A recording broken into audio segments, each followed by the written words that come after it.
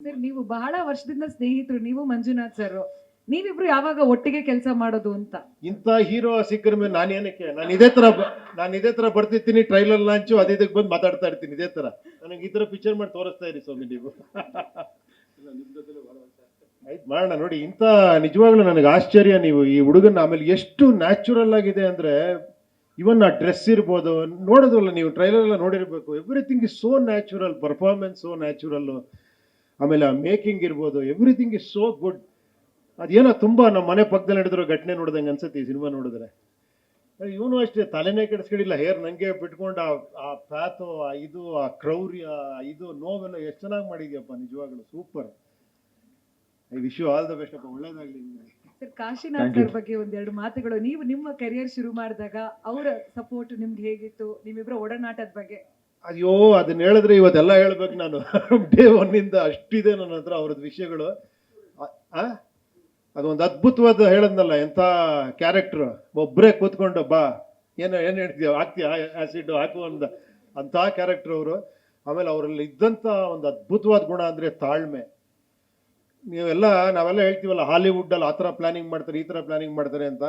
ನಾವು ನಿಜವಾಗ್ಲೂ ಅದನ್ನು ಅವ್ರು ಕಲ್ತಿದ್ದಂದ್ರೆ ಅದೊಂದೇ, ಸ್ಕ್ರಿಪ್ಟು 1 year ತಗೊಳ್ಳೋರು, ಆಮೇಲೆ 1 year ಪ್ಲಾನಿಂಗ್ ಮಾಡೋರು. ಅಂದರೆ ಯಾವ ಟೈಮಲ್ಲಿ ಏನು ಶೂಟಿಂಗು, ಯಾವ ಥರ ಶೂಟಿಂಗು, ಏನೇನು ಯೂಸ್ ಮಾಡ್ತೀವಿ, ಒಂದೊಂದು ಶಾರ್ಟ್ ಎಡಿಟೆಡ್ ಲೆಂತ್ ಬರೆಯೋರು. ಅಂದರೆ ಸ್ಕ್ರಿಪ್ಟಲ್ಲಿ ಎಡಿಟಿಂಗ್ ನೋಡಿದ್ದೀರಾ, ಸ್ಕ್ರಿಪ್ಟೇ ಒಂದೊಂದು ಡೈಲಾಗ್ ಇಷ್ಟು ಉದ್ದ ಇದೆ, ಅದು ಎಷ್ಟು ಕ್ರ್ಯಾಂಕ್ ಮಾಡಬೇಕು, ಎಷ್ಟಿದ್ರೆ ಚೆನ್ನಾಗಿರುತ್ತೆ, ಪ್ರತಿಯೊಂದು ಶಾರ್ಟ್ನೂ ಕೂಡ ಪ್ರತಿಯೊಂದು ಡಿಸ್ಕಸ್ ಮಾಡೋರು ನಮ್ಮ ಹತ್ರ ಕೂತ್ಕೊಂಡು, ಒಂದೊಂದು ಶಾರ್ಟ್ನೂ ಕೂಡ. ಅವ್ರು ಹೇಳ್ತೀನಿ, ನಾನು ಹೇಳ್ಕೊಡಲ್ಲ, ನಿನಗೆ ತಾಕತ್ತಿದ್ರೆ ಕಲ್ತ್ಕೊ ನೀನು ಅಂತ.